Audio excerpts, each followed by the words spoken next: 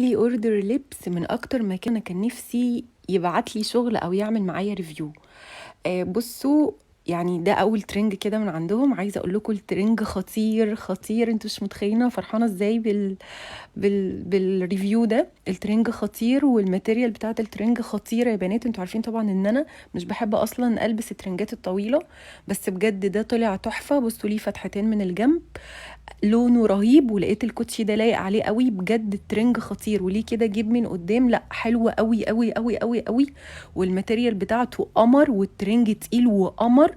ما كنتش متخيلة ان هو هيبقى حلو كده. اللي بعده، بصوا بقى، ده مش ستايلي خالص، بس انا حبيته موت. وممكن يبقى سواري، وممكن يبقى كلاسيك، وممكن يبقى، بصوا يعني انا شلت عليه الحزام كده. هو البنطلون هاي ويست، هو شميز، ومن فوق كده القطعة اللي هي القط دي، والبنطلون هاي ويست. بصوا، تحفة تحفة تحفة تحفة تحفة تحفة. أنا كنت شفت بلوجرز رهيبة بحب أتفرج عليها جدا، كانت لابسة الطقم ده.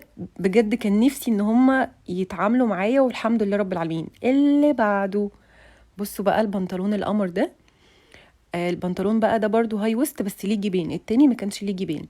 بصوا بجد خطير، ينفع كاجوال وينفع كلاسيك. الماتيريال رهيبة، القطعة اللي فوق دي ساتين أصلي، الشميز ماتيريال بتاعته تحفة، والبنطلون جميل جميل. ممكن تلبسي عليه بلوفر برقبة، ممكن تلبسيه كده، بجد تحفة. هقول لكم لينك المكان تحت وهستنى رأيك.